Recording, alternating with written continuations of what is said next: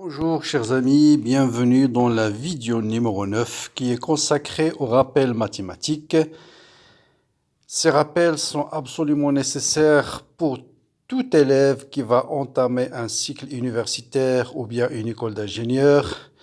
Donc je suis à la vidéo numéro 9, numéro 9.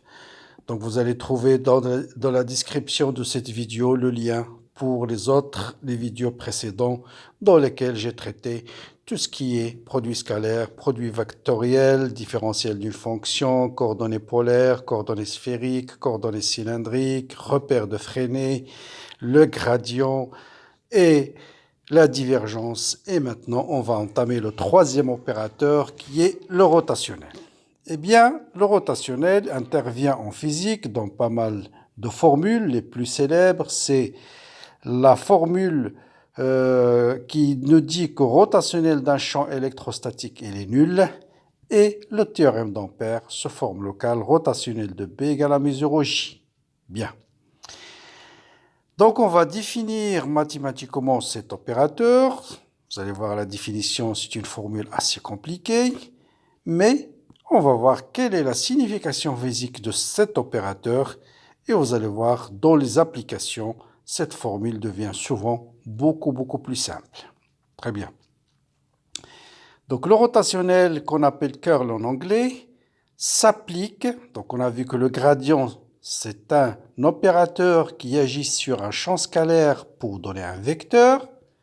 La divergence c'est un vecteur qui agit, donc c'est nabla, c'est un produit scalaire entre deux vecteurs, donc divergence c'est nabla scalaire V, donc c'est un opérateur qui agit sur un vecteur pour donner un scalaire, et on va voir que le rotationnel, lui, s'applique à un champ de vecteurs, et le résultat c'est un vecteur et non pas un scalaire comme le cas de la divergence. Et on le note, rotationnel de V, c'est nabla vectoriel V. Nabla vectoriel V. Prenons les deux exemples. Une charge ponctuelle, on va voir qu'elle crée un champ électrique partout dans l'espace et que le champ électrique qui dirige de la charge vers l'extérieur. Vous savez que les lignes de champ d'un champ électrique ne peuvent jamais se fermer sur eux-mêmes. Elles partent du potentiel le plus élevé vers le potentiel moins élevé. Donc vous voyez bien que ce champ, il diverge. Et on verra que le rotationnel de ce champ, il est nul. D'accord? C'est ce qu'on va appeler un champ irrotationnel. Au contraire, si vous prenez le champ magnétique créé par un fil infini, là le fil il est perpendiculaire au plan de l'écran, le courant est vers le bas, vous allez voir qu'il va créer un champ magnétique qui tourne dans ce sens-là. Donc, et dans ce cas-là, on verra que rotationnel de B est différent de 0. Donc, vous avez déjà une première interprétation du rotationnel. C'est un vecteur qui caractérise le caractère tournant d'un champ vectoriel. Donc, vous voyez ici, le champ électrique ne tourne pas. C'est pourquoi son rotationnel est nul. Parce que le champ magnétique, alors que le champ magnétique, ce sont des lignes de champ qui tournent autour du fil parcouru par un courant électrique, ça nous indique que son rotationnel est différent de 0. Bien, maintenant, on va donner les trois expressions de rotationnel. Bien sûr, ce n'est pas des expressions à connaître par cœur. Chaque fois que vous avez besoin d'une expression sur ton cylindrique en sphérique, on vous le donne. Bon, en cartésien, vous pouvez le retrouver parce que c'est un produit vectoriel de l'opérateur nabla et du vecteur V. Ben, je vous donne une façon très simple de se rappeler de cette expression-là. Soit vous faites le produit vectoriel classique. Bien sûr, nabla, c'est un vecteur qui a pour composante d sur dx, d sur dy, d sur d de z, vectoriel vx, vy, vz. Et le produit vectoriel, j'ai déjà expliqué dans la vidéo numéro 1.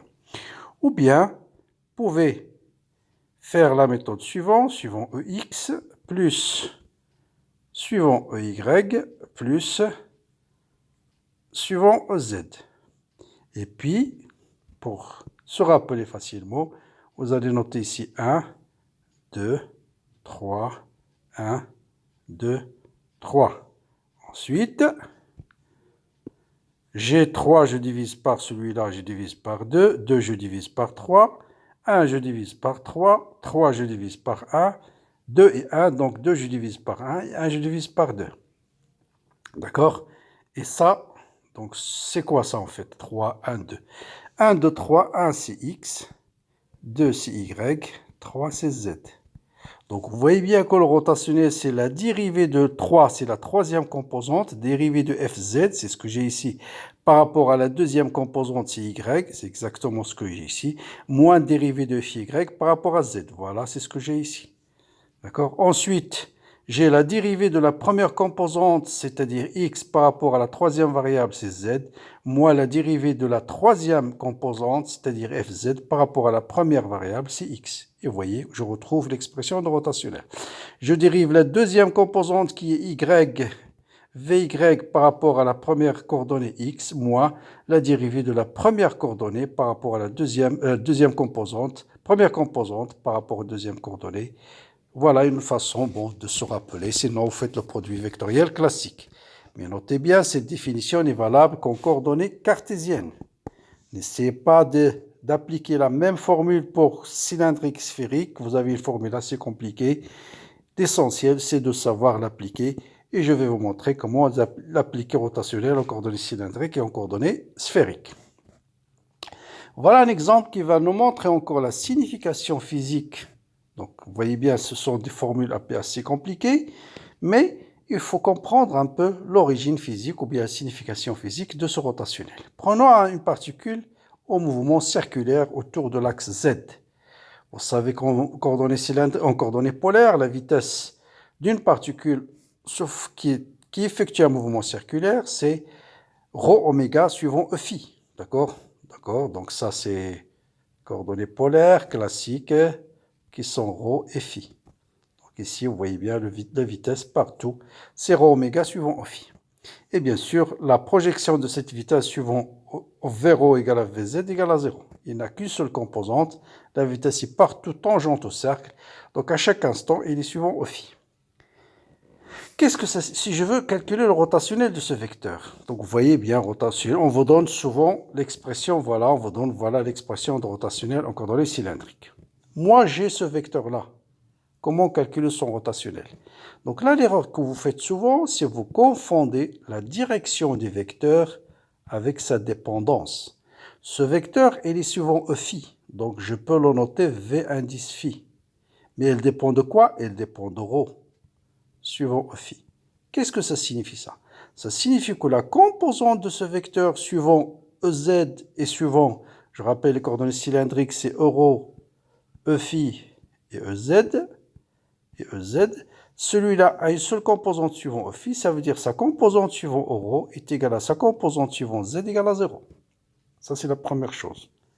Deuxième chose, que cette composante ne dépend que de ρ. Ça veut dire tout ce qui est dérivé par rapport à phi ou bien par rapport à z, c'est nul. Donc vous voyez bien que cette expression assez compliquée, d'abord je ne garde que ce qui est v de phi, donc je barre et je barre. Je laisse que v de phi, parce que seule la composante suivant phi est non nulle. Ensuite, je barre tout ce qui est dérivé par rapport à z, il va me rester un seul terme. Vous voyez que souvent l'expression de rotationnel se réduit à un seul terme et suivant au z. Donc, très bien, ce vecteur il est suivant au phi, mais son rotationnel, lui, il est suivant au z. Donc je calcule la dérivée de v de phi qui est ρ fois oméga, d'accord? Je calcule la dérivée de ρ d'abord fois v de phi, donc ρ fois ρ oméga c'est ρ carré fois oméga par rapport à ρ. Et la dérivée de ρ carré oméga par rapport à ρ, c'est 2 fois ρ. Je simplifie par ce ρ, il me reste 2 oméga suivant z. Et donc j'obtiens 2 fois oméga, qui est tout simplement le vecteur rotation, d'où le mot rotationnel. Donc le rotationnel de la vitesse, ça va vous donner un vecteur qui est perpendiculaire au plan décrit par ce vecteur vitesse-là. Donc le rotationnel, ça caractérise le caractère tournant du vecteur vitesse. Et le rotationnel de ce vecteur vitesse, c'est tout simplement 2 fois le vecteur rotation de la particule qui est suivant l'axe Z.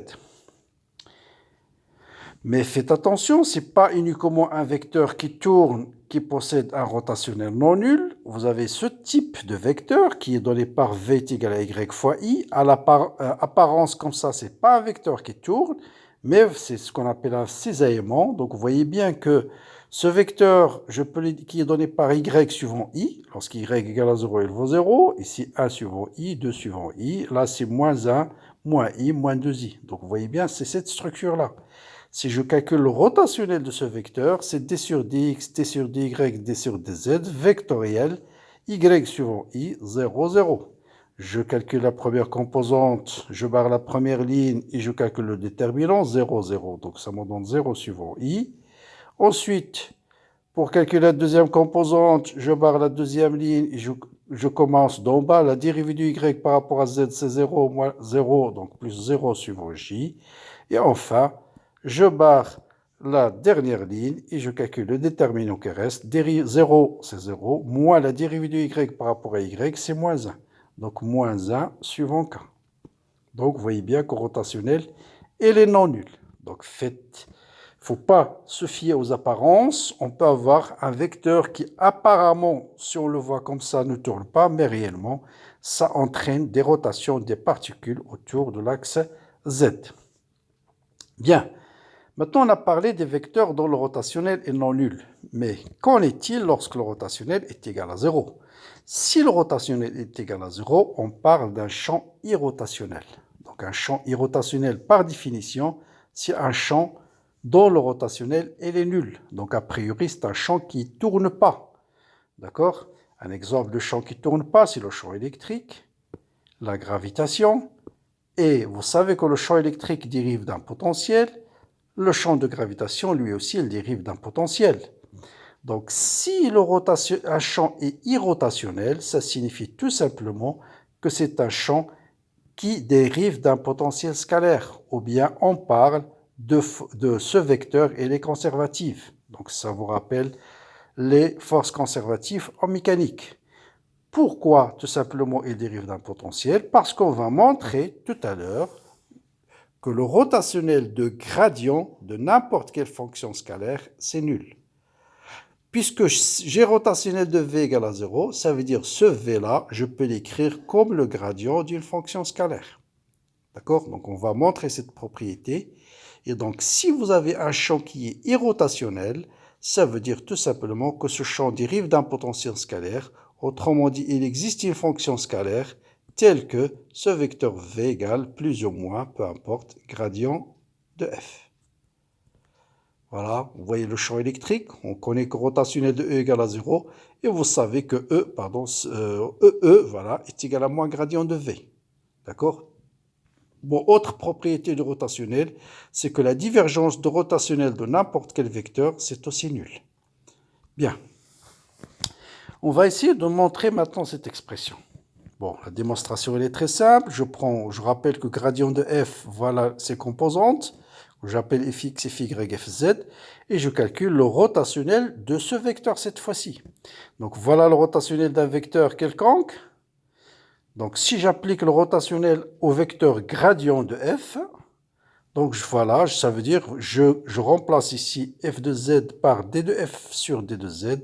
Fy, c'est d de f sur d de y. Fx et ainsi de suite. Donc je calcule rot de grade.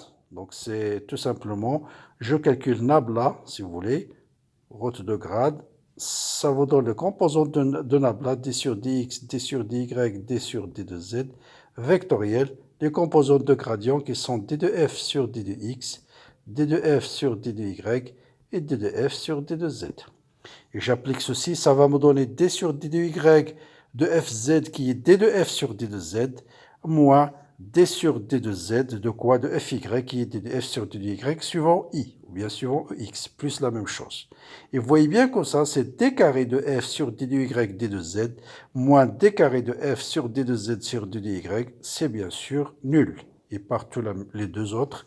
Donc, je viens de montrer que rotationnel de gradient de n'importe quelle fonction scalaire, c'est un vecteur nul. Autrement dit, le gradient, c'est un vecteur qui ne tourne pas. Très bien. Donc, en résumé, si vous avez un champ irrotationnel, Ça signifie que ce champ dérive d'un potentiel. Ça peut être gradient de U ou moins gradient de U. Ça dépend du sens physique qu'on va donner au potentiel. Et ça signifie tout simplement, en plus, on va montrer que si un champ dérive d'un potentiel, sa circulation est conservative. Autrement dit, le travail d'une force conservative ne dépend pas du chemin suivi. Pourquoi? Parce que si je calcule la circulation d'un vecteur entre A et B, c'est par définition f scalaire d de L. Si f dérive d'un potentiel, ça veut dire qu'il existe une fonction scalaire telle que f égale à moins gradient de petit f. Donc je remplace ici f par gradient moins gradient de petit f. Or, vous savez que par définition, la différentielle d'une fonction, on la définit comme étant gradient de f scalaire d de L. Ça, c'est la définition de la différentielle. Donc tout ça, je vais le remplacer par l'intégrale de d de f entre A et B. Et l'intégrale de df, c'est f. Et ça vous donne f entre A et B, d de f, pardon, d de f. Donc ça vous donne f de A moins f de B. Donc vous voyez bien que la circulation entre deux points A et B ne dépend pas du chemin suivi. Et ne dépend que de la valeur de la fonction au point de départ et la valeur de la fonction au point final. Autrement dit, si j'ai une courbe fermée, ça sera tout simplement C sur une courbe fermée de f scalaire d de L va être égal à quoi? Va être égal à 0. Parce qu'il va vous donner f de A moins f de A. Je pars du point A et je reviens au point A. Donc la circulation d'un champ qui dérive d'un potentiel est nulle, suivant un contour fermé, est nulle. C'est le cas du champ électrique. Donc vous savez que la circulation du champ électrique suivant un contour fermé, c'est l'une des équations qu'on va voir en électrostatique, c'est égal à 0. Parce que le champ électrique dérive d'un potentiel.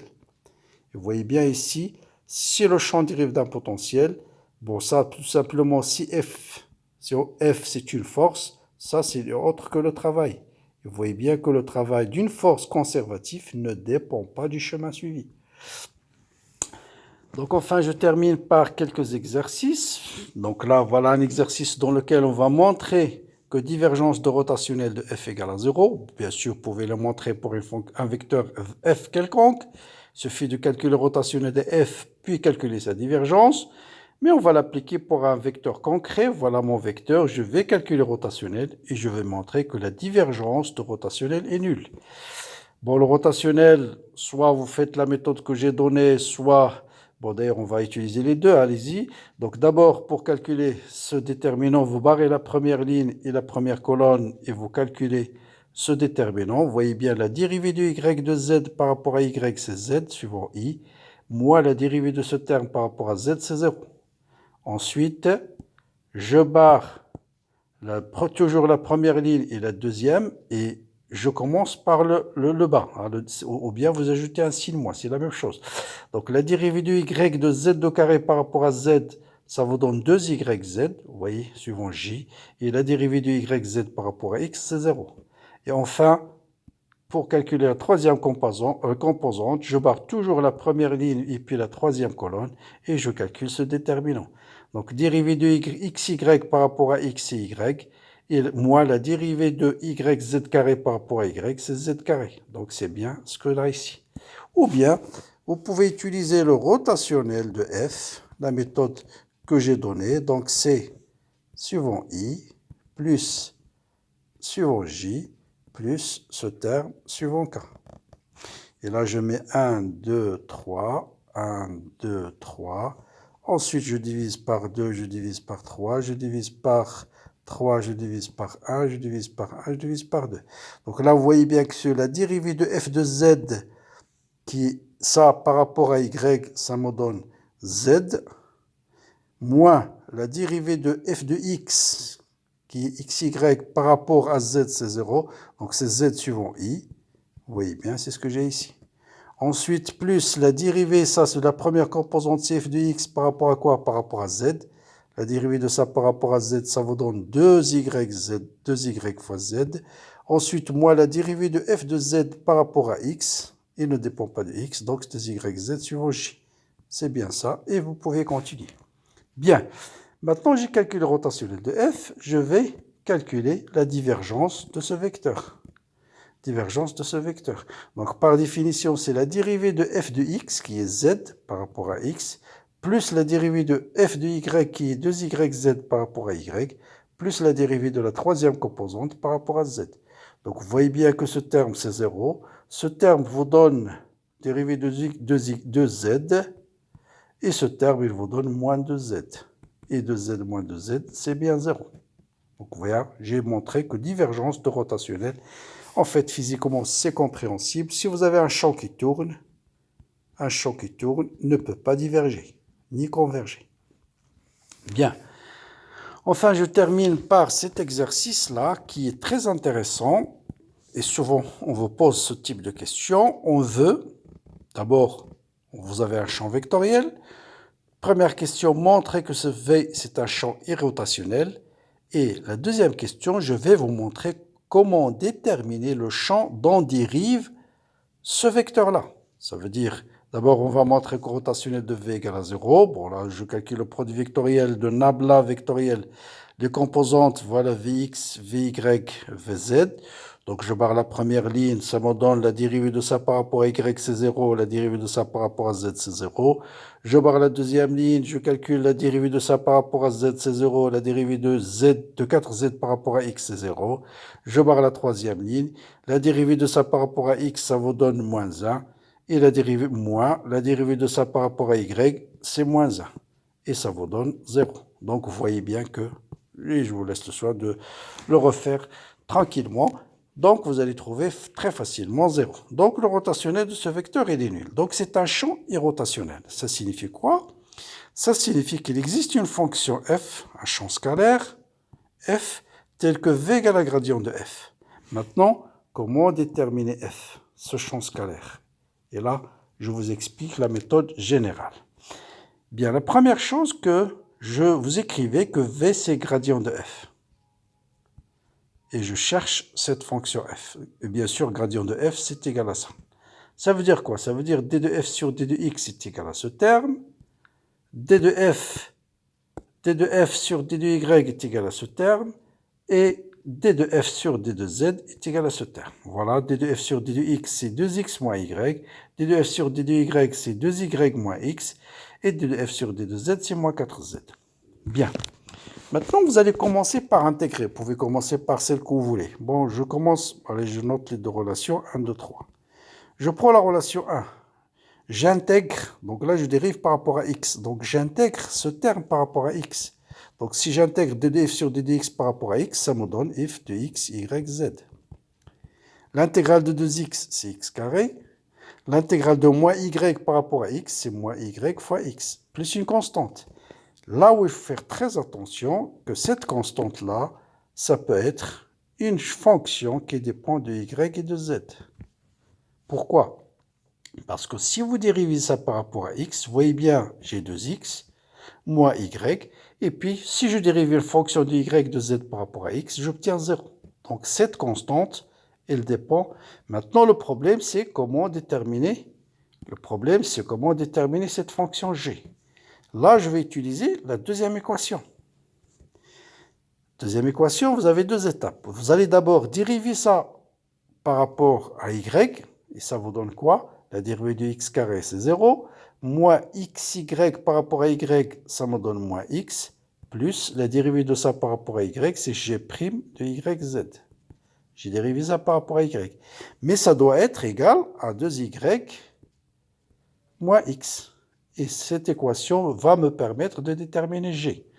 Donc, je barre moins x avec moins x. Donc, je trouve que g de y, z, est égal à y au carré, plus une constante, qui est cette fois-ci une constante. Là, il va dépendre de quoi? Je l'appelle h de z. Pourquoi aussi? Vous vérifiez, je dérive g', ça me donne 2y plus h', bon, voilà, plus h de z, hein, d'accord? Maintenant, ma nouvelle fonction, x, y, z, c'est égal à x au carré, moins yx, plus g. G, c'est quoi? C'est y au carré, plus h de z. Vous voyez? Donc, ne pas se perdre. Hein? Première étape, j'intègre. Je trouve f de x, y plus une fonction qui dépend de y et de z. Le but, c'est de déterminer cette fonction. J'utilise la deuxième ligne. La deuxième ligne, je dérive d'abord la fonction que j'ai trouvée par rapport à y et je pose égal à 2y sur x. Et je vais trouver l'équation vérifiée par g.